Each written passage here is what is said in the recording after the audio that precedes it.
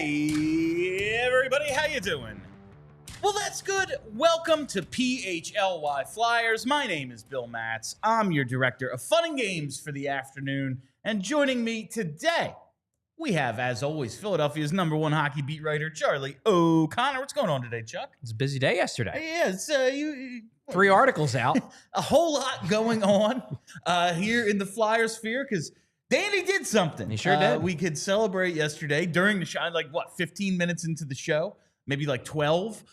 Charlie announced that, it was us getting Trevor Zegras, and we got to kind of transition out of the draft into that. And we're going to be diving much deeper into Trevor Zegras today. We're going to have in a few minutes beat writer for the Anaheim Ducks of the Hockey News, Derek Lee, joining us to talk a little bit more about this deal. But first, there's plenty of stuff that I got to tell you about.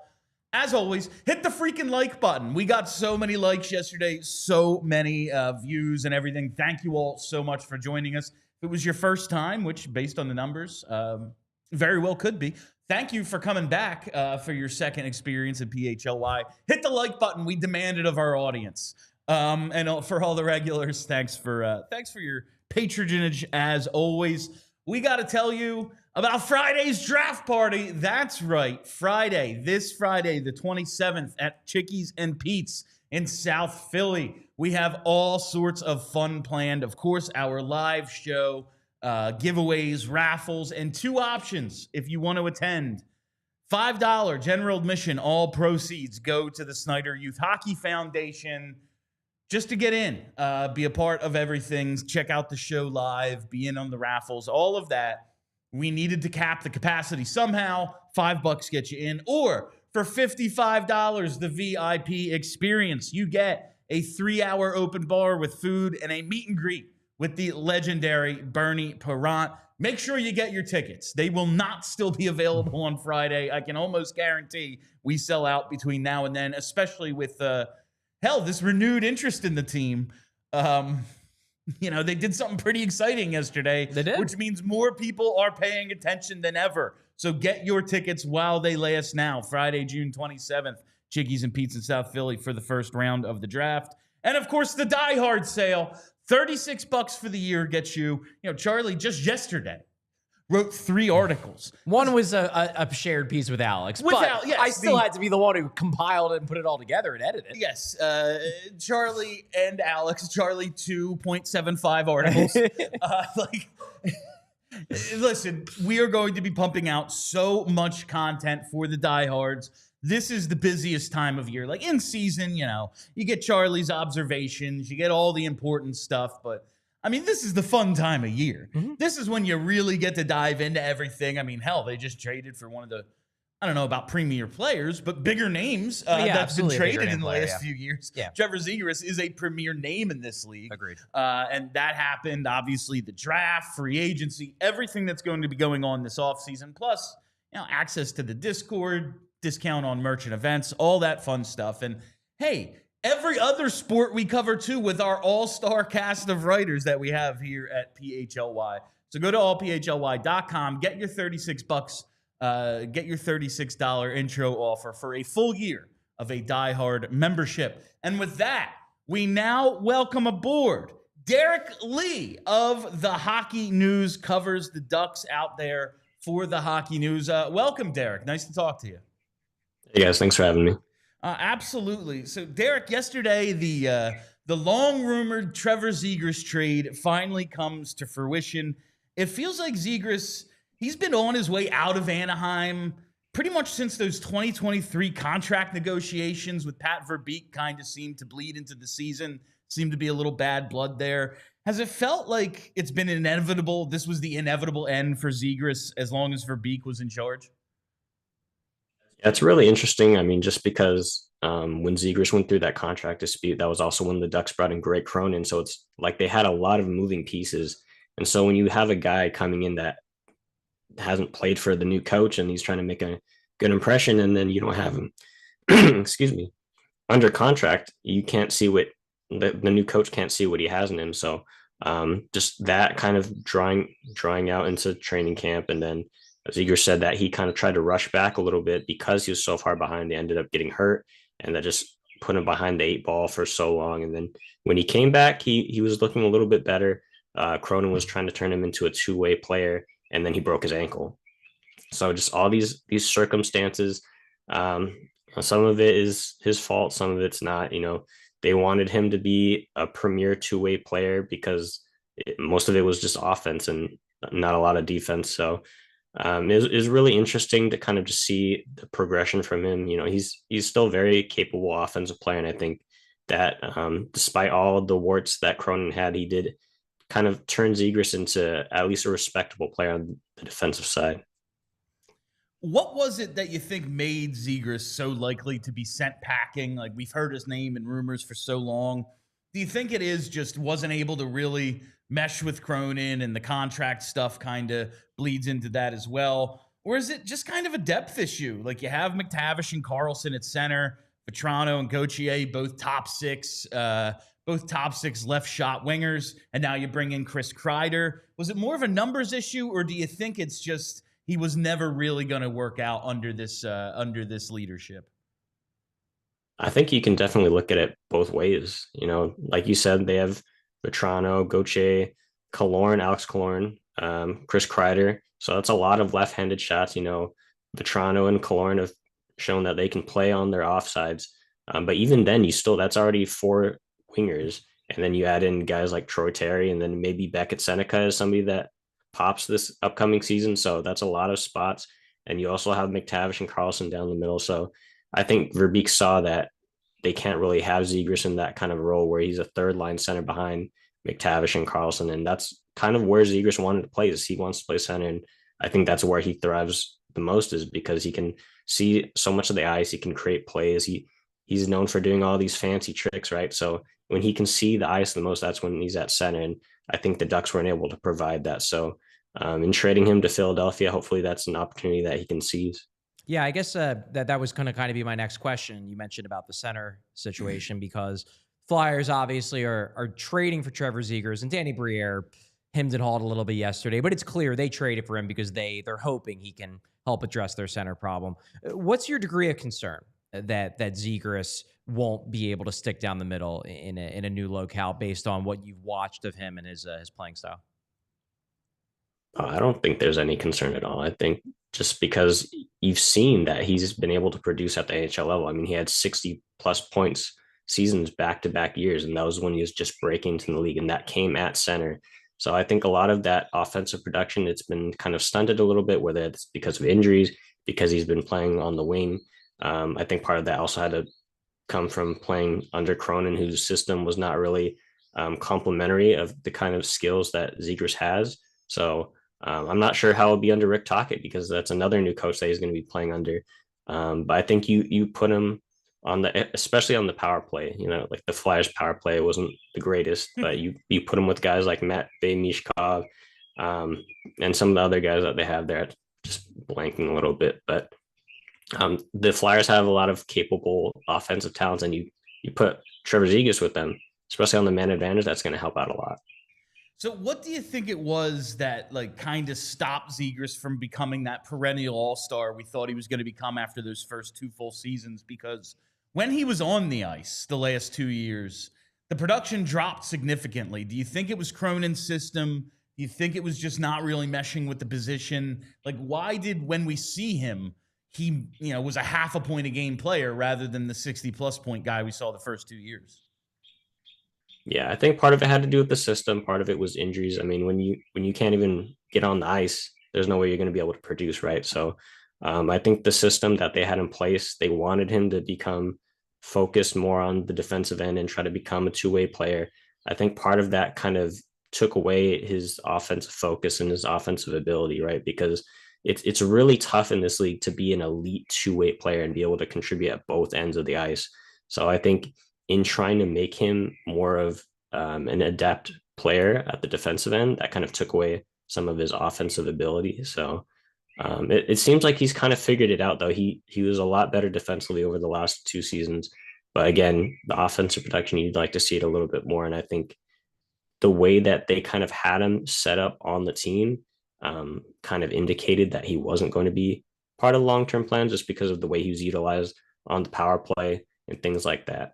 There's been some, scattered rumblings in the game. You had Colby Cohen this morning echoed it on Daily Faceoff's show this morning about just concerns about Zegras' attitude and that, he's not the most popular guy in the room with certain players, certain veterans, things like that. As someone who's covered him, is there any truth to that? Have you never gotten that read? Is that overblown?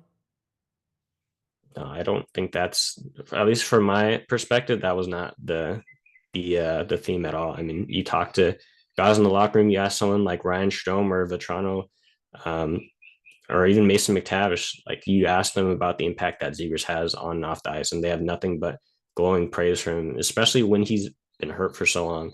Having a guy like that not in the locker room who's able to create lots of joy and energy and excitement to come to the rink every day. When you don't have that in the room, it kind of gets tough, especially when you're losing a lot of games. So, I mean, if you just look at social media last night, like plenty of his teammates were posting pictures with him and things like that. So it'll be interesting to see kind of how that brings guys together, because they had a lot of that the last few seasons, guys like Adam Henrique going out and Ryan Getzlaf retiring. So it'll be interesting to see how they kind of bounce back from having a big kind of culture guy out of the locker room now. On the return side of this, the Ducks get Ryan Poehling. They get the 45th pick and a future fourth in return for Trevor Zegras. What has the reaction been from Ducks fans about the return for what was once, perceived to be a premier player? Well, I feel a little bit of bad for Ryan Poehling because he's kind of just caught in the crossfire, Obviously, I'm not most familiar with Ryan Poehling. I remember him coming out of St. Cloud State, and it looks like he's turned himself into a really solid bottom six player. He fits a lot of what Pat Verbeek is looking for in the bottom six, a guy that can kill penalties, a guy that's solid defensively. I think that's something that they kind of lacked a little bit last year. So getting a guy like that in this trade is great, but I think a lot of fans are obviously very upset because Zegras is such a marketable name. He's one of the most popular players on the team. I mean, you go to a Ducks game and like half of the jerseys there are Zegras jerseys. So, yeah, I mean, it was always going to be tough to get a good return on Zegras just because of how far his value had tanked because of what we talked about right now. But I don't know. It's tough to gauge it from a fan perspective, I think, because a lot of fans are going to be obviously emotional about seeing a guy like that leave. And now the Ducks don't have traded their 2020 and their 2019 first round picks, or all of those first round picks are gone. So Jamie Drysdale is gone, Trevor Zegras is gone, Braden Tracy, Jacob Pro, all those guys are gone. So this trade, it feels like it's Pat Verbeek kind of trying to get rid of the old regime. Like he wants it to just be all of his guys now, right? And it makes sense because when you come in as a general manager, you want it to be your guys and you want it to be kind of set up how you want the team to play. And just based off of this trade, clearly he didn't think that Zegras fit that mold. All right, I just have one thing because you mentioned Ryan Poehling. So we all remember that very contentious Flyers-Ducks game back when the Ducks visited Philly, Cutter Gauthier's first time playing in Philadelphia. There was a little bit of a viral moment following that game. The Flyers give out a belt to their player of the game just like this. And it was Ryan Poehling who awarded it to Jamie Drysdale that night and dropped a little Jamie's better after that was one of the many chants that Philly fans had. Do you think there will be any reaction to that in the Ducks locker room, or like has that even gotten back to them? Or do you think that's just, it's all part of the show? I mean, that's just, that's for the fans. I don't think the players care too much about it. I think Zegras is going to be stoked that he's going to get to play with Jamie again. I had the opportunity to talk to Jamie last year when they came to Anaheim, and I was actually at that game when Cutter came back to Philadelphia. So that was definitely an intimidating environment for him, I would say. But I mean, it's really cool just to see like guys like that. They have such great bonds, and then they get separated for a little bit, and now they get to come back together. It's kind of like how the Ducks now, they have Rangers West basically with Vetrano, Kreider, Strome, and Trouba. So I'm looking forward to seeing how Zegras plays in Philadelphia. I'm looking forward to seeing how Jamie Drysdale plays in Philadelphia. It looks like he's kind of back on the up and up. I know he struggled a little bit with injuries when he first got there. So I'm looking forward to seeing how they play. All right, Derek, thank you so much for making the time for us today out on the West Coast. I'm always worried about the timing. You showed up, you're awake and everything, so that's awesome for us. Where can people find your work? So most of my work is on Twitter at Derek_Lee27.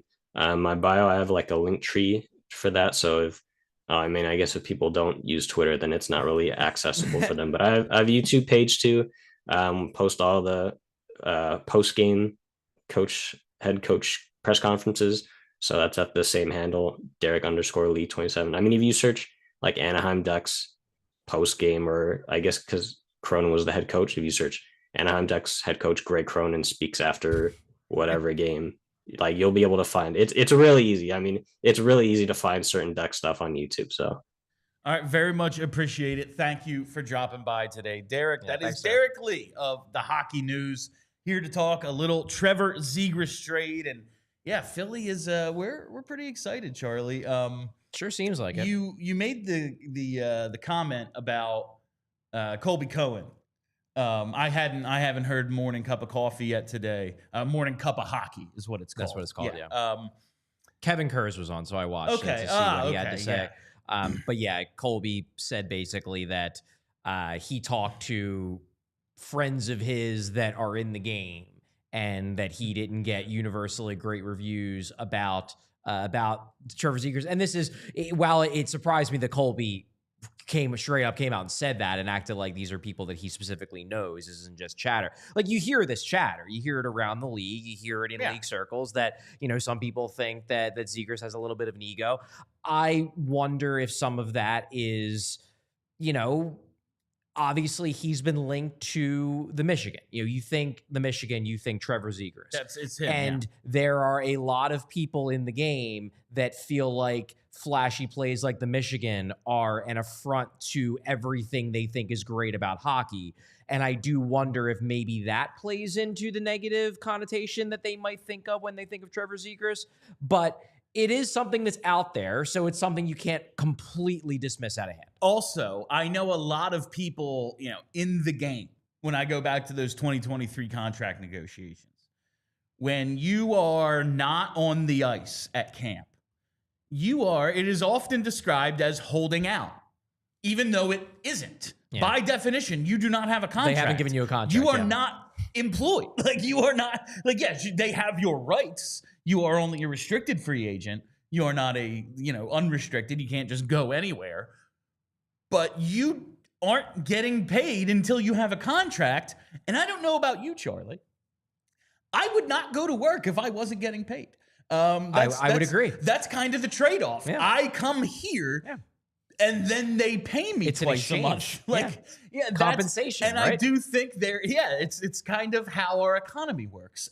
Indeed. But there is always, I think it is especially in hockey, I think we've learned in football, this person is not holding out, they are not signed. And because they are, not guaranteed contracts, if you were to show up without a contract in football and get hurt, guess what? You better go get your real estate license. Yeah, right. In hockey, I think it's just thought of a little differently, and there's so much of that leftover old school mentality. I think a lot of Zegras stuff, yes, it's the Michigan, it's having a little bit of an ego, which all star players should have an ego. You should think very highly of yourself. I would agree. But I do think there's just that little bit of when a guy quote unquote holds out, even when it's not a holdout, there's guaranteed contracts. You have to show up if you're under. I think that bleeds into it as well. It could. It maybe bled into it a little bit more with Zegras because he got so much hype early on. Yes. He didn't make the All-Star team, but he got to go to All-Star Skills. He got to be on the NHL EA Sports video game cover. There might have been some jealousy there. And then he dares to hold out. It's like, oh, look at this guy. He's too big for his britches. That said, Jamie Drysdale also struggled to get a contract with Pat Verbeek during that same offseason, and you never heard the same things about Drysdale, the same things about Drysdale having an ego and Drysdale being tough to deal with. Now, there were concerns maybe about his size and about how it would translate, but it was always, no, he's a great kid, whereas you did hear these rumblings about Zegras that he's a little difficult. And that's, I think just being a higher profile guy. And also, I think the one informs the other. look at this guy. He's on the cover of the video game, and suddenly he thinks he's worth more money. Exactly. Like, I think it like one informs the other there, and we'll see. There's no way to know until he gets here and we see how it works. I think it can't hurt that he has, as Derek mentioned, really good friends in Cam York and Jamie Drysdale on the team. Yes. And those are two guys, Cam and Jamie both, are very much in, the core group. I'm not talking about the core group in terms of like, oh man, they're Matvei Michkov level. I'm talking about the social group. And if they are part of the core group and then Zegras quickly slides into that group, perhaps, any chance of him rubbing guys the wrong way will be less likely when they're hanging out every weekend anyway. Man, it's wild. We got Trevor Zegras yesterday. It really hasn't sunk in yet. I believe I saw he'll be speaking at 4 today, Charlie. Yep, sure will. All right, we're going to talk plenty more about Trevor Zegras for the next 40 minutes or so. But right now, we got to take our first commercial break. You all know I love the Parks Casino, and one of the things I love most about BetParks is the BetParks online casino. That's right, because you can't make it. You can't make it to the casino every day as much as you'd like to. They have the Excite Center, all the awesome events that they have there, the outstanding restaurants, the great sports book, all of it. But you can't go every day, and that's why the Parks Casino and the BetParks app is my favorite app. It's got all the games we love to play in person at Parks Casino, like those pop culture slots, roulette, cards, dice, and many more games. They can all be found on the BetParks app. And Parks Online Casino has the games you love, whether you're at home or on the go. You just got a few minutes. Maybe you're waiting for the show to start. If you're, say, a podcast host who likes to place a bet every now and then, play a few games, you got a few minutes before the show starts, open up that Parks app. It's right there at your fingertips to play all the games you love in person. So download the BetParks app and create an account today to receive an offer you can't pass up. New users are eligible to receive up to $1,000 back if you're down in the first 24 hours after signing up. BetParks Online Casino is available to Pennsylvania, New Jersey, Maryland, and Michigan residents. Terms and conditions apply. Parks Casino, this is how you win. Must be 21 and over. Gambling problem?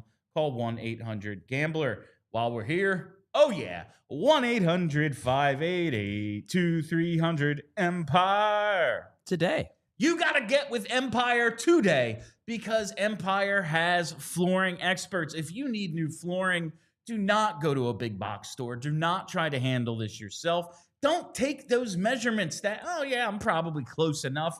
No, you have to go where they live and breathe flooring, and that is with Empire Today. With Empire Today, you get those flooring experts who can bring the showroom right to your home so you can pick the right flooring and the right colors for your space in your space and see how it all looks up against your furniture, in your house, your paint colors and all that. And they'll take the precise measurements for you and have all your questions answered so there are never any surprises. And with Empire Today, you get clear, upfront, and all-inclusive pricing. Plus, you can schedule installation as soon as the next day so you never have to wait. So schedule a free in-home estimate today because some things are just better at home.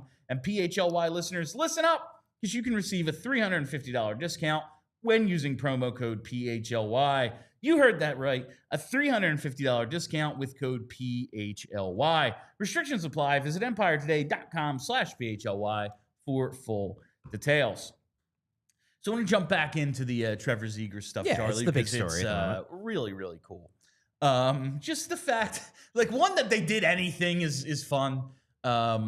It's especially for the very first time it feels an addition. Yeah, man, the Provorov trade, huge deal. Frost and Farabee, huge. Lawton was kind of a changing of the guard.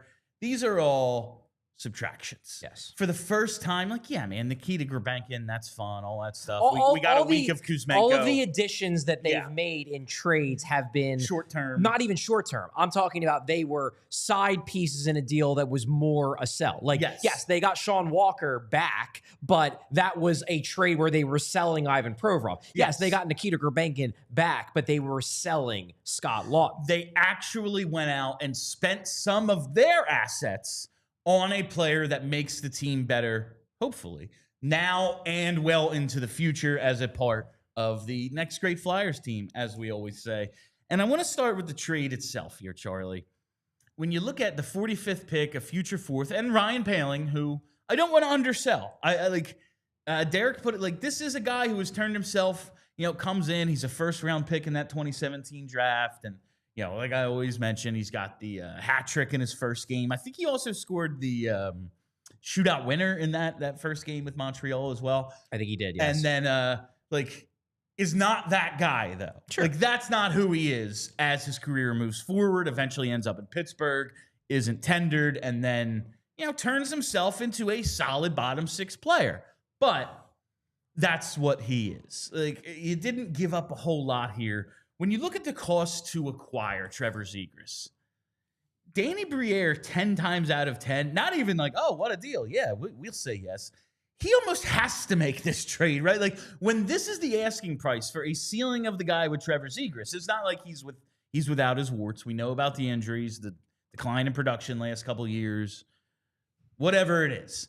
You have to do this, right? Like, this is almost a prerequisite when you see that this is the cost. Yeah, I guess you don't do it if you have concerns about Zegras' attitude, which I note are out there. I gather the Flyers don't necessarily share those concerns. I'm sure they believe that the presence of Drysdale and York will help in that regard. He's already going to be comfortable in the room. But I agree. This is a completely reasonable price. And look, Ryan Poehling's a good player. And I think Ryan Poehling will probably fit quite well in Anaheim under Joel Quenneville. He likes his teams to play very fast. Ryan Poehling is a very, very fast skater. That is his plus tool. So I'm sure they're happy about that. And I don't think Trevor Zegras, with the team that they're building, either Zegras is going to be a wing, which, as Derek noted, probably not his ideal offensive fit, or a third-line center, which, if you have Trevor Zegras and use him as 3C, that seems kind of a waste of everybody's time. So I can see where Anaheim was coming from here, but the result is that it has you accepting a deal that is just not that much for a really I'm not even going to go so far as say a really good player. He can be a really good player, but certainly an extremely high upside player. And for Briere, he said just last week about how hard it is to get, top six centers. That, you can get a bottom six guy, you can get a 4C, but top six centers, they're never available. This was an opportunity to get a guy who could be a top six center. Now, is it a certainty he's a top six center? No, it's not a certainty, but it's certainly in double digits, and we're not talking in the 10%. Like, it's fairly high. Yeah. Like, I mentioned this in my article. He doesn't even have to turn into a guy who's better than what he's been in the past. If he simply returns to the level he was in his first two NHL seasons, that is a darn good second-line center. And you know what? While ideally the Flyers would be getting a first-line center, second-line centers are real hard to get, too, especially when they're 24. 24 with 20 goals, 65-point resume. This is already something he has backed. Not, he's 20. Maybe he'll develop in this. We've seen it. Yeah, he's 20 years old, and we think maybe he could be this, or he's 24, and it's those injuries happen those first 2 full years, and we just haven't seen it all come together for him, but he's got a little bit of a highlight reel. He already has this on his resume, and he's available for not premium assets. In no first-round pick, no top six forward, no top four defenseman, no Zvragin or Bjarny, it's Ryan Poehling, who, again, don't want to underrate him, but we know what Ryan Poehling is, a second-round pick and a fourth next year. And you said yesterday the way this team views draft picks, 4 and a 7, that's the same thing. Not the same thing, but is this going to be an NHL player? Right. No. Right. If it is, it's because someone got lucky. I can tell you that the Flyers look at it as once you get past the third round, the other picks, they're dart throws. You throw one of your scouts a bone because he's been pounding the table for a guy, but they're not guys they are expecting to be NHLers. You're hoping to get something out of them in organizational depth or whatever. It's a fourth. And it's next year. Yeah. I'm just really looking at this we talked a little. We had that Kevin Kurz tweet yesterday. I don't know if we got all the way into it. The handling of Ryan Poehling last year, or this past season at the trade deadline, we all of a sudden heard, teams are calling about Paling. And we don't always hear, like, I don't know, we heard yesterday, like, oh, the Zegras stuff is heating up, but I don't know if the Flyers were even mentioned. It was just like, hey, it could be happening. And we know that they've been linked for a while. And then all of a sudden it's done. We're 15 minutes into the show and it's, we're not talking about James Hagens anymore. We're talking about Trevor Zegras. Like, the handling of Paling as a dude you just kind of signed off the scrap heap, he turned himself in, but you turned himself into something a team would want. And suddenly he is involved in the acquisition of a premium asset after a deadline goes by where you sold some pieces. And you're like, I don't think teams want him, but we're not in a big hurry to get rid of Ryan Paling. Like, I just think this was a really, really well done asset management class by Danny Briere. Like, his best move since the Provorov trade, I would say. Yes, and to link it to the Provorov trade, that 2025 45th overall pick, that's Columbus's pick. That's the pick they got in the Provorov trade. So really, if you're looking at the assets they gave up, I mean, these are picks. These are assets that they were able to acquire because Danny Briere made smart moves in the years leading up to this trade. Ryan Paling is a guy that they picked up, as you said, off the scrap heap. The second round pick they traded, that's a pick that Briere got in the Provorov deal. This is, and I'm generally not a fan of the whole like, oh, look at the trade tree. I think that's more like just a stupid thing for podcast hosts to talk about rather than something that actually matters. But what it does matter about is it shows in this case that a good GM can put himself in position to make moves like this by collecting assets over a long period of time. Like, I don't care that, oh, well, the Brzgalov trade tree is still going on because that 5th round pick turned into this. But I do care that they wouldn't have had 2 of these 3 assets if Briere hadn't looked at this and said, yeah, let's give the former 1st round pick a shot and see what he can do in our bottom 6 on a cheap deal after Pittsburgh doesn't qualify him. Let's push for an extra 2nd round pick in this Provorov deal. You wouldn't have done that. You wouldn't have held to that hard bargain. Maybe you don't feel comfortable giving up a 2nd round pick in this deal. And I think it's important, like, one, just to look at it and go, yeah, well done by Briere. And, there's been a lot of question. I think Kevin Kurz even wrote a piece like, what is the plan? Well, this is how we see it. I know there's been, not even just we, like the collective we, Flyers fans, people who talk about the team, have compared whatever the Briere, not tear all the way down, but collect assets thing, have compared it to the Hextall plan. And the thing about the Hextall plan, like I have in the past called it, it was a half measure, like they didn't go all the way. And you had Giroux and Voracek who were going to drag you to the playoffs every year. So, like, how good can this thing be? But you're going to draft and develop and you're going to collect assets. And listen, we commended Ron Hextall for a lot of his trades. Like, you got a 3rd for Zach Rinaldo? Like, congratulations, dude. Well done. They had a lot of those. And we've seen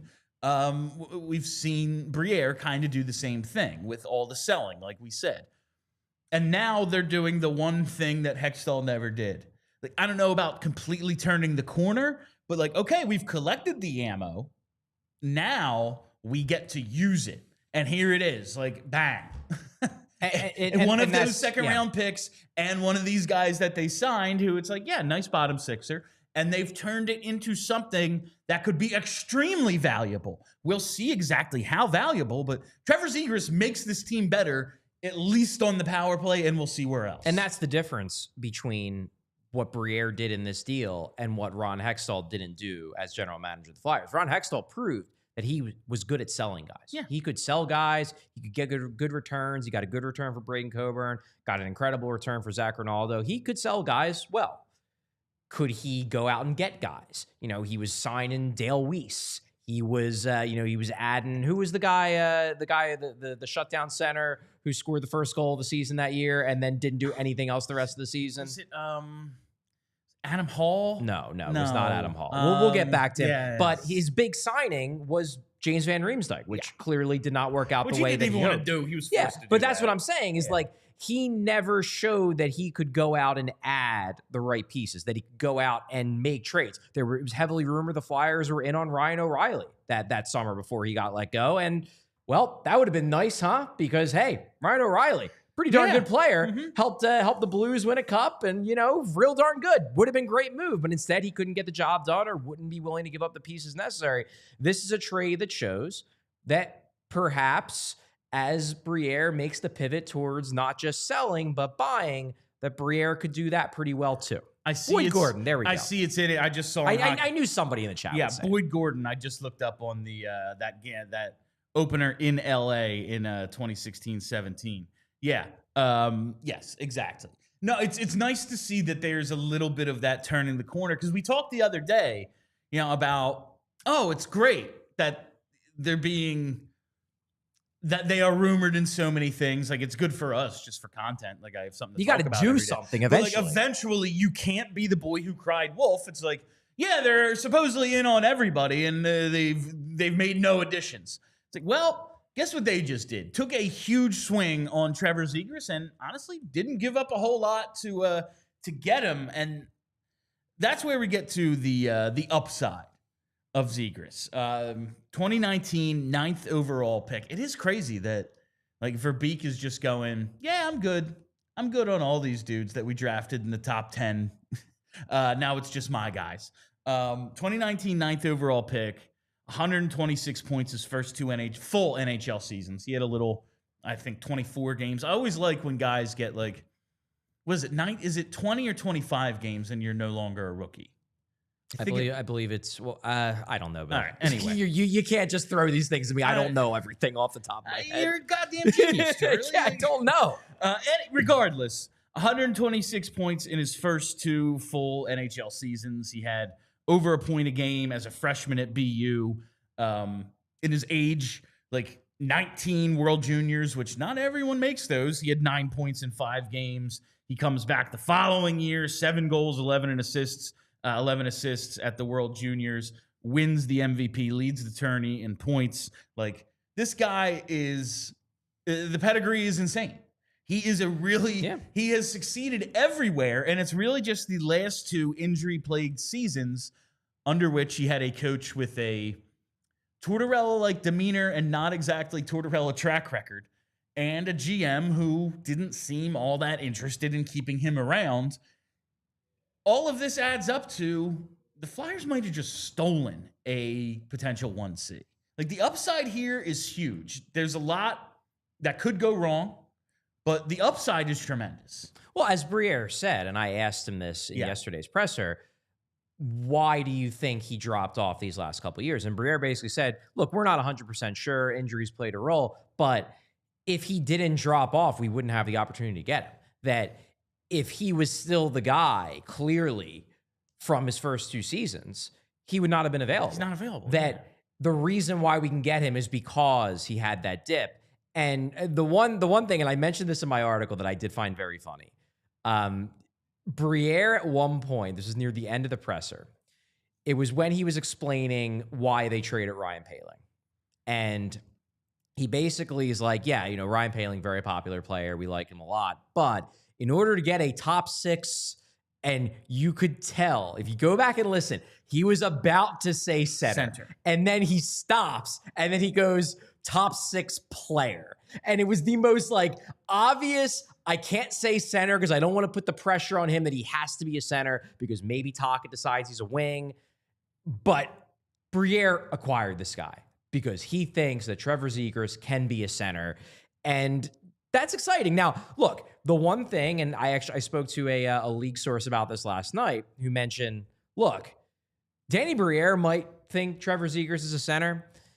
One thing that coaches will always struggle with a guy to continue to play him down the middle is faceoffs. And this source said, look, maybe it works out, but he would be surprised if Rick Tocchet, after 25 games, is super excited about using a guy down the middle who's winning faceoffs at a 40% clip. So that is a bit of a concern, to be sure. But I think Briere acquired Trevor Zegras with the belief that he will stick down the middle for the Philadelphia Flyers and could be a solution to this top 6 center problem. That's the last year he took under 200 faceoffs. He's at 36.6%. The year before that, took 120 faceoffs. He's at 38.4%. Prior to that, he's around 40%. Now, I do think we are uniquely qualified to at least make somebody serviceable in the face-off dot. We have done this before. Sean Couturier. Sean Couturier was never a 55% guy, and then he was. Yeah. You know, like Claude Giroux, it was like, is he a center? I don't know. He started as wing. We just think he's smart enough. We think he's skilled enough. And he became one of the premier face-off guys in the league. He's now, like, doing what he did at the end here in Ottawa. Like, yeah, he's a winger, and he takes a ton of their face-offs. Like, there's a way to do it, and I also think we have Sean Couturier. Bobby Clark is still, like, you can bring him in. I heard, like, in years past, now, like, he's an old man now. Yes, he is. It's not as if he's just like 50, 60 anymore. But, like, in his older age, he was still every now and then strapping on the skates and being like, come here, boys. I'm going to teach you how to really do this. I don't think it's out of the realm of possibility that I don't think we turn Zegras, especially this year, into a 52% guy. But if he can just hover in the high 40s. Yeah. Like, if he can... That's fine. If you're not getting crushed, like, 40's terrible. And I realize, like, 4 out of 10, all of a sudden 5 out of 10, you're even. Who cares? But, like, if you're not getting crushed, you can figure the rest out. And you can make it work. They could figure Yes. out, because, I mean, especially if you get to a point where Sean Couturier is a little bit more of a specialist. I mean, you could have it set up where Couturier takes the face-off with Zegras on the wing, and then he goes off the ice, and then Zegras takes over down the middle. Like, you can make it work. If Trevor Zegras is a point-per-game guy, and his only weakness is he's not that good at face-offs, you can find ways to adapt to it. I'm just saying that it's something to keep an eye on, over the first 2-3 months of next season, because if let's say Zegras storms out of the gate and he's, point per game, he's got a good chemistry with Michkov, all the fans are real excited, and then suddenly in late November, Rick Tocchet moves him over to wing.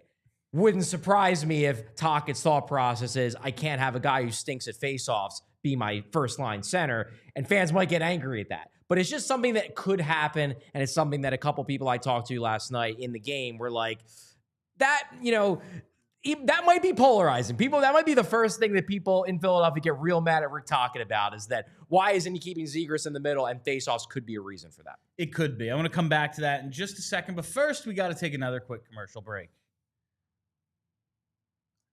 It's time to talk about Rothman, and let's talk about getting back to what you love, especially this summer. It's free time. Get to your favorite hobbies, activities, whether you're biking by the Schuylkill, chasing your kids through the sprinkler, or finally tackling that hiking trail. It's tough when your body just doesn't cooperate. Ask Trevor Zegras. That's where Rothman Orthopedics comes in. From aches after a pickup game to old injuries flaring up on summer adventures, Rothman's team of experts is here to help with evidence-based care and a commitment to restoring your mobility. They'll get you back out there and stronger than ever. So don't let pain put your summer on pause. Visit rothmanortho.com/PHLY to book your appointment today and get back to doing what you love and doing it pain-free. Rothman Orthopedics, getting you back to your summer game is their mission. All right, and while we're here, let's talk about Ace Hardware. That's right, because when they show up to a job, they know what to bring. At Ace Hardware Home Services, whenever they get ready for the next job, they bring experience. They've got local plumbers and techs that handle everything from repairs and seasonal maintenance to installations and upgrades. They bring understanding. They listen to your goals, and the job isn't complete until you're satisfied. And they bring helpful to your home so you can spend more time on the projects that really matter to you. They'll give you free estimates on equipment installation and replacement with trusted advisors and options that are best suited for your home and budget. And it's service you can trust, and your satisfaction is guaranteed. Ace Hardware Home Services, they're also local. They're teams that live and serve in your community and are dedicated to keeping their neighbors comfortable in their homes. So visit Ace Hardware Home Services online at acehardwarehomeservices.com to get started on your next project today. The other thing, all right, if they're able to find, it's first, face-offs to me, it's a guy with this sort of skill and puck skill.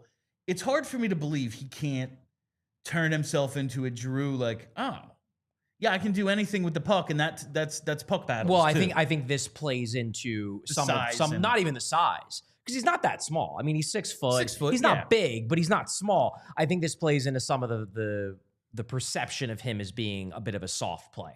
Is that, because face-offs, yes, if you have the quickest stick in the world, you're going to win a lot of face-offs just because you're quicker than the other guy. But a lot of times you win face-offs because, there's a tie-up and you little brute force to knock the other guy aside to win that puck battle. And I think there is a perception, wrong or right, that Trevor Zegras is a bit soft, and maybe that might play into the lack of face-off acumen. So I don't think it's just like, say what you will about Claude Giroux. Claude Giroux was not soft. Oh, no. He had an element of grit to his game, to be sure, and I think that played into why he was so good at face-offs. Zegras might need to get his hands dirty a little bit more if he wants to be even a 48, 49% face-off guy at the NHL level. No, like I always say that about Giroux. Like, what's the fewest games he played in the first 10 years of his NHL career? Like, I think he had a 77 in there, which he is played through a lot. Like, if you think it's because he never got hurt, you're insane. Yeah, he was hurt a lot. He was a tough freaking guy. Yeah. And you definitely have to have that element. I just always think like guys who become good at faceoffs, especially these skilled players, it's like, oh, I can do anything with the puck. That eventually, I'm going to win a puck battle. Like, get my hands in there, get my shoulder down, and get the freaking thing. Like, whether it's on the face-off, like in the dot or in the corner, whatever, you can learn that. That is something, if you put the time in, you will figure out. And there's no reason to believe he won't at this point, especially now. Like, expiring contract, something to prove, diminished production. Like, this is a really good spot to be acquiring him in. You look at, yes, there is risk, absolutely. But if he wants to maintain or refine his level of being a premier guy in this league, it's got to happen right now, because his next contract will not reflect the one he signed to if he doesn't. Yeah, I think the downside risk of this is limited because of the price they paid. Yes. If they would have given up a first-round pick, if Sure. they would have traded Jet Luchenko, if they would have traded away a roster player who they saw as part of the plan, then the risk is significantly higher. Because if he flops, then you're like, well, crap, we just gave up a guy or a piece, an asset that we viewed as key to the future of this rebuild. And now Trevor Zegras doesn't click with Rick Tocchet. Trevor Zegras got hurt. Trevor Zegras can't stick down the middle. That's a real bummer. Look, it would be disappointing if Trevor Zegras does not work out in Philadelphia for those reasons. It would be tough because everybody was so excited about this deal. He's a high upside guy. If it just doesn't work, that'd be a bummer. But it's not like they gave up anything that is devastating. So while I can't say that this is a no-risk trade, because, yeah, losing Ryan Poehling, that would stink if then next year you don't qualify Trevor Zegras or you trade him away for peanuts because it was a total disaster this year. And losing a second-round pick, yeah, you could have used that second-round pick to get somebody else who maybe fit better. But it's not like what they gave up, even if Zegras flops, is going to be devastating to the future of the organization.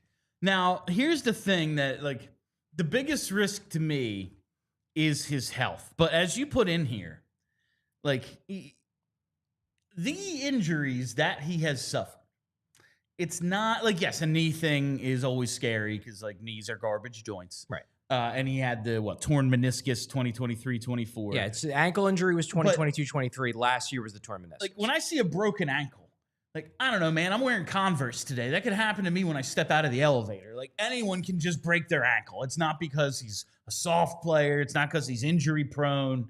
It's yeah, guys break their ankles sometimes. Yeah. If someone wants to two-hand you in the ankle, it's going to break because it's a bone. Yeah. That's it. When I always look at, is this a recurring thing? Is it always, abdomen, groin? Is it 3 different knee injuries? Are they somehow related? Shoulder, elbow, wrist. He just keeps hurting one and then compensating in the other arm, and then suddenly his other elbow's hurt. These are just, torn meniscus and a broken ankle. While it's not ideal that he's missed a ton of time the last 2 years, again, as we've said and Danny said yesterday, if his value wasn't diminished, we can't get him. We definitely can't get him at this price. I'm not that worried. Because, like, to me, when I see a guy, okay, what's the worst thing that can happen with a quote-unquote injury-prone player that you get like this? Well, he plays 75-plus games. He puts up his 65 points. Now you sign him long-term, and the injury thing flares back up the following year. That's always the biggest risk.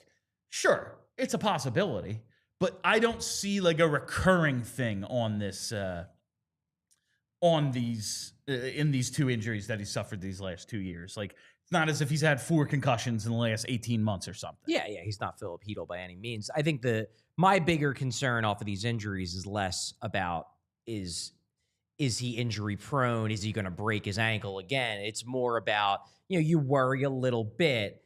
Did this sap some of his athleticism? A knee injury, an ankle injury. He last year did not look as fast as he's looked in the past. Now, that could have just been, hey, he was coming back from a knee injury. It took him some time to work himself back into shape. And it is noteworthy that he finished out the season pretty strong. He scored more points over, I think, the final 25 games, a higher point per game rate than he had the rest of the year. So maybe he was just not quite at 100%, slowly working himself back into shape. But when he broke into the league, he did grade out as a quicker skater.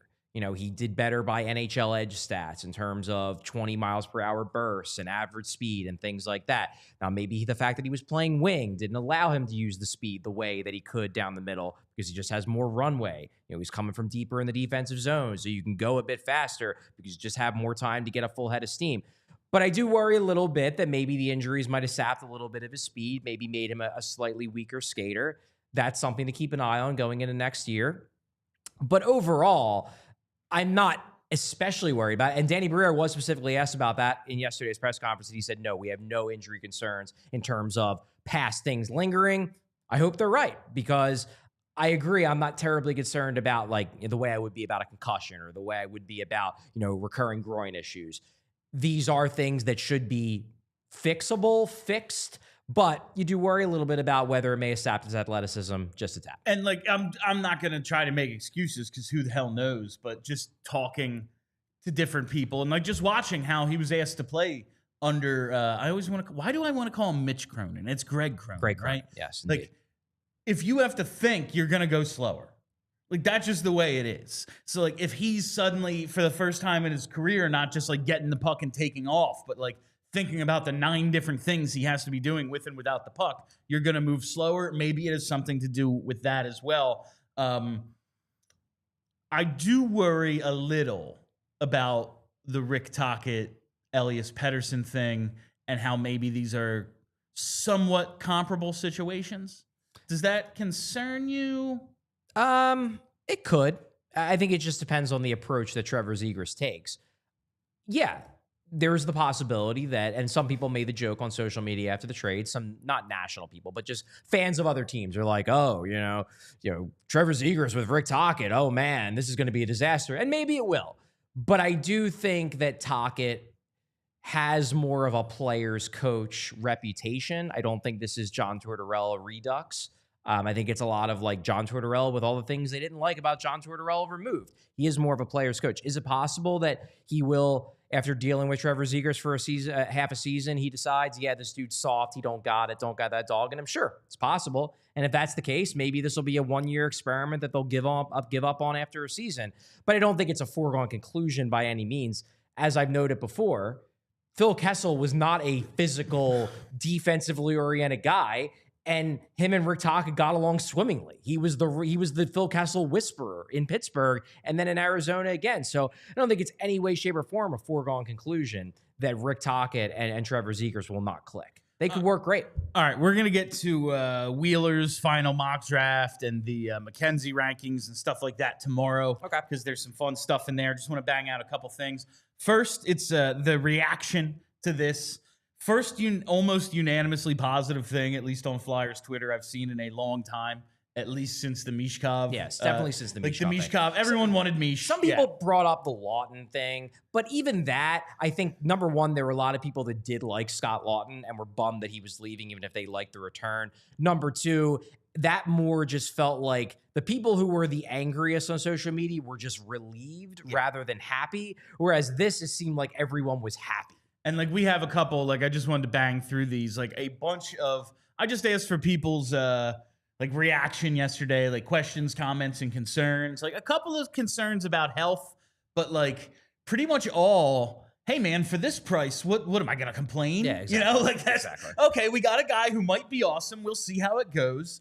But it's pretty much all, yeah, man. Why wouldn't they do this? And why wouldn't I be happy about it? We've been asking them to take a swing. We've been asking them to do just this, like use this ammo to get us a guy who might fill this need for high-end talent. And not to overpay. And not to overpay. And guess what? They did it. And we got like 12 or 13 of these that are just like, yeah, man, good job. How am I gonna be mad? And that's, you know, we always say people find a way, much like life finds a way. Anger finds a way into Flyers Twitter quite often, but here we are. Just real quick, Briere's comments yesterday. What was your biggest takeaway? Was it the center thing? My biggest takeaway was that he did not sound like someone who is done. That Briere, and I wrote this in my column on allphly.com, subscribe. We got a good deal for diehards coming up, so subscribe and read it. There were 3 articles yesterday. Real cool. But my big takeaway was that Briere could have easily come out there and been like, yo, we got Trevor Zegras. This is a great deal. He's welcome. He's our solution. Now we're going to go out. We're going to have a big draft day, and then we're good. We'll get a goalie. Everything's good. Briere basically was just like, yeah, I'm not satisfied. We need to get better. You know, maybe he's a center. Maybe he's not. We'll see. This was a guy who wanted to make it clear that in his ideal world, he would not be done. That there is more to come this summer. Now, maybe he won't be able to get a lot more done, but I got the sense yesterday from Danny that he wants to do more. That was exciting. I want him to do more as well. So, Danny, floor is yours, my friend. If it's more deals like this, what am I going to complain? All right, let's hit those super chats. I think we have a decent amount today, so let's get started. Lead it off with our friend Purple Crayon. What up, Perp? Does the Zegras trade make a McQueen pick more or less likely? If it's a choice between Martone and McQueen, why not swing for the center? Well, it doesn't seem like there's any real chatter about McQueen. It seems like the chatter of linking the Flyers is primarily with 3 guys. It's either Jake O'Brien, James Higgins, or Brady Martin. I have not heard McQueen really mentioned at all. Does it make it more likely? I mean, maybe it makes it more likely they would take McQueen over Higgins because Zegras and Higgins are somewhat similar in terms of playing style and size. But Purple Crayon, I just haven't heard anything really implying that McQueen is their guy. Now, maybe they're putting up the biggest and best smoke screen ever, but you just haven't heard much McQueen chatter with regards to the Flyers. We know they like to operate in silence. They do. But, like, it really does seem like it's going to be one of these 3 guys, at least right now. Yeah. We'll get to more draft stuff tomorrow. That is, you know, unless Danny does something else cool, which, again, floor's yours, Danny. All right. From Borfus, I love this name. Let Danny cook. Love this trade. Let's go Flyers. It's hard not to like it. Like, even if you're questioning, like, what exactly is Zegras, maybe you're wanting them to go out and get more Sam Bennett types, like you want the Florida Panthers. It's hard to look at this price and go, not for me. Like, how do you not? You know, how do you not like giving up nothing premium for a guy who could be freaking awesome? Exactly. All right, and we are now headed to overtime. Go to allphly.com for more of the show. All right, from Alex Biscardi. Not a coincidence. Marchand plays his best hockey with great defensive centers like Lundell and Bergeron. Making me way higher on Desnoyers. I think the Flyers are very high on Desnoyers. I think they would love to take him. I just don't know if he's going to be there at 6. Doesn't feel like that's going to be one of the guys available. Yeah. All right. From Jim, what's that say? Borger. Whose relative lack of speed is most concerning? Is it Cole Rezhny, Alex Zahovsky, or Charlie O'Connor driving in the left lane? I'm not worried about any of their lack of speed. I did not see that coming. Not worried about any of their lack of speed. Rezhny, I think, is a fine skater. He's just not an elite skater for his size. Zarovsky, I don't mind his skating tool. You know, it would be interesting to see how it looks against top competition, but he didn't look out of place in the KHL. And as for my driving, I don't know. I seem to make it here on time. So he does. Just saying. I don't know, man. I am less concerned about speed than ever. After watching Florida. Seems to be working out for some teams that like aren't lightning quick. That's all. All right. From J.E. Frusone. Gents, looking forward to the draft big time, but I'm getting the feeling that Hagens is not impressing the Flyers and that they take O'Brien, maybe even Martin over him. What are your thoughts? Maybe. I think it's one of the three. Yeah, it seems like those are the guys that are most likely to be available. Look, there's so much out there right now. There's the fact that Hagens visited the Flyers. You've got Scott Wheeler saying they're going to take Martin. You've got Anthony Sanfilippo saying they're going to take O'Brien. It just seems like the Flyers are sending out a lot of different things, trying to make it so other teams have no idea what they're going to do. It does, in fact, feel that way. They'll probably like end up trading down and taking Martin at 10. Martin ain't making it to 10. No, he's not making it to 10. From, what's it say, Uneven 5. Do you expect the Flyers to extend qualifying offers to Zayd Wisdom and Elliot Desnoyers, who are both pending restricted free agents? I don't know why you wouldn't. I mean, Wisdom had a very he bounced back. He had a bounce back year. He had a strong year with the Phantoms, and Desnoyers, at the very least, like you don't want to tick off his brother if you're considering taking him. Yeah, why not? They're still young-ish. Yeah. Throw them contracts. It's not like they're slammed up against the 50 contract limit. Throw them contracts. Who cares? All right, another one from J.E. says, now for Zegras, given the current roster, i.e. no other trades, do you see Zegras as the starting 1C on this team opening night? Thanks, guys. No, I don't. I think he will be playing center. I would guess it will be Couturier because like even if you see a world where Zegras is with Michkov, and then everybody's going to be like, oh, he was on the first line rush in pregame scrimmage or what a pregame skate. He's the 1C. I think Sean Couturier will have more minutes in game one than Trevor Zegras, and that's the way I value a 1C. Who's getting the most usage. It's funny to say this because I just don't care about lines. Yeah, I know. It's funny to say this because of the perception, like Torts v. Zegras, because he said one thing on TV one time. But because Torts didn't love Coots, I could see a world where Zegras is like, oh yeah, man, he's playing 20 minutes opening night. But because it's Tocchet and I expect Tocchet to, be more respectful of the veteran. Yes. I think it's Coots. Yeah, I think it's Couturier. Yeah. And Couturier had a strong finish of the year. He was really good at the end. And I think he could fit really well with the way Tocchet will probably have the Flyers play. It seems more his speed. Yeah. All right. Another one. Oh, this is Borfus again. Can Danny do this kind of trade for a goalie? I mean, I think they're going to trade for a goalie or sign a goalie. I think they're going to get a goalie. I would be shocked if they enter the season with Sam Ersson and Ivan Fedotov as your tandem. So, Borfus, I think they're getting a goalie. It's just like another one. This isn't so much like, oh, yeah, you go out and sign, Ekblad or Bennett or something where, well, why would you do that and not get a goalie? Because this is a win now move. Like Zegras, he's 24. Yeah, this could help the team next year, but also is meant to, possibly add a guy who could be a core piece for the next 5, 6, 7, 8 years. The goalie is a band-aid. But I gotta believe the goalie's a band-aid. Yeah, I gotta believe the goaltending position is high on the priority list. It's high on the priority list, but it's not high on the priority list in the sense that I think they're going to go out and necessarily, go for a Trevor Zegras-ish goalie. No, they just need a competent goalie. There's only so many of those guys who even exist. Yeah. All right, I believe that is it on Super Chat. So that is all the time we have for you today. Thank you all for listening. Thanks for hanging out. Thank you to the over 300 people who hit that like button. Thanks to anyone joining us for the first or second time after yesterday's huge episode announcing the Zegras trade. We'll be back tomorrow at noon. We're here all summer, Monday through Friday at noon, so make sure you tune in. Subscribe right here on the YouTube page. Hit that reminder bell so you never miss a live show. You'll get notifications whenever we go live. Follow us on Twitter at PHLY_Flyers. We're also on Blue Sky. And follow the podcast wherever you get those. Just search PHLY Flyers. That's it for us. Make sure you get your draft party tickets. They're going to sell out. It's happening. Get them, allphly.com. All right, I am Bill Matz. That is Charlie O'Connor. Till tomorrow, be excellent to each other. We all silly like the mayor.